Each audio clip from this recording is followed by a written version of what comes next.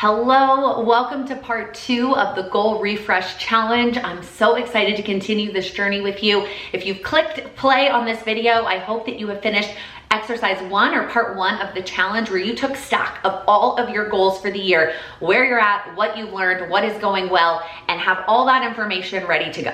And now we're gonna push that information to the side. Today's focus is going to be looking at your second half of the year. Again, we're doing this challenge midway through 2023. If you are using these videos at any other point in your life and doing the refresh at another point, which by the way, I would save them because you could do this at any point. Just think about what's the next chunk of time you're looking at. Maybe it's only a month, maybe it's 3 months, maybe it's a weird number, maybe it's the next 7 or 9 months. But pick the landscape of time that you're gonna look at over the course of this next piece of the challenge. Obviously, we are gonna do the next 6 months. So the first part of this is just doing an overview of what are the things that you have going on for the second half of the year. So the handout you have today has a box for every month for the rest of the year. And I want you to go through month by month and mark down the big things that you have going on. And big can mean 1,000,001 different things, right? It could be a vacation that you're taking that month. It could be a big work deadline that you know you're gonna be committed to. It could be your kids going back to school. It could be your kids coming off of school. It could be you going back to school, right? It could be your spouse has a busy season at work and you know they're not gonna be available as much around the house. There are so many things that could go down on these boxes. Anything that is going to impact your time, energy, money, help, all the resources that impact your goals and your goal progress, I want you to think about what are those things popping up over the course of the next 6 months. If the holidays are a big impact for you, keep that in mind. If you're hosting the holidays, if you're traveling for the holidays, I would include those. Those are things that are going to impact the progress that you're gonna make. Now, you might come back and have full 6 boxes. You're like, next 6 months are going to be chaos and I have a lot going on and I'm not gonna have a lot of time to focus on my goals. Or maybe your next 6 months is pretty chill and you don't have a lot of things. Maybe you have one vacation, one holiday that you're gonna travel for. Otherwise, the next 6 months are pretty open. There's no right or wrong here. It's just you getting a sense of what your time looks like when it comes to selecting your goals. In yesterday's video, I talked about how one of the issues may have been that you had big eyes in December and you picked all of these goals for 2023 and then you started to execute on them and life got in the way, as life does, and you didn't have as much time to make as much progress as you wanted to. And that could have been a nature of just the first time you're goal setting, something popped up, or it could just be that you, given everything you have going on right now in your life, you don't have time to have that many goals. It's not a bad thing. It's a knowledge thing. We're gathering information that you can use to better pick and focus on the goals that are important to you as we go into the second half of the year.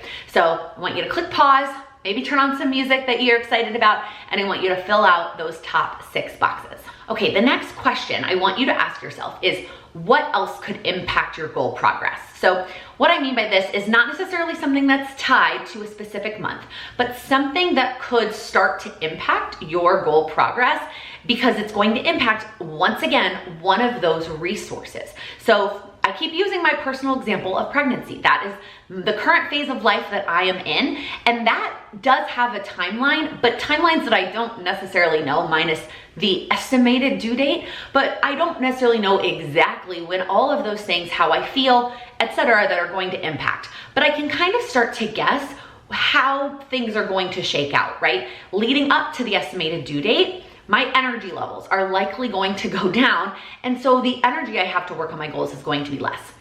Once the baby is here, same thing. Energy levels for sure, time for sure, and both my husband and I work for ourselves, so when we take time off of our businesses to care for the baby after the baby's born, it's also going to impact our finances. Again, just a resource that I'm aware of that could impact goals that we have. So what else do you have going on? It might be easier for you to go through resource by resource. So what could impact your time related resource? Again, for you, maybe the answer is nothing. You're like, I have all the time in the world. I don't find that's true for most of us. Most of us, time is one of our most limited resources.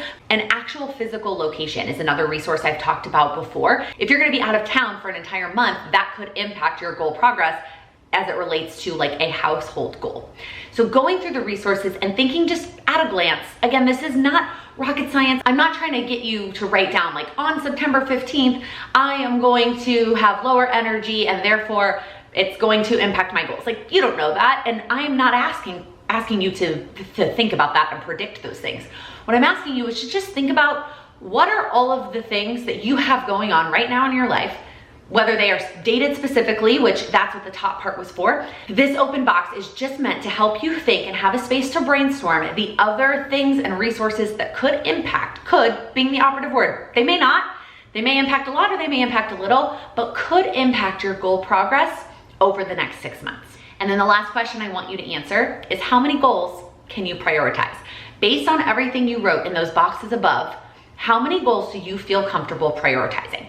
And there is no mathematical formula. I was a math major and I would love to give you this mathematical formula that was like, if you wrote down this many bullet points and this many things, then you're able to prioritize this many goals.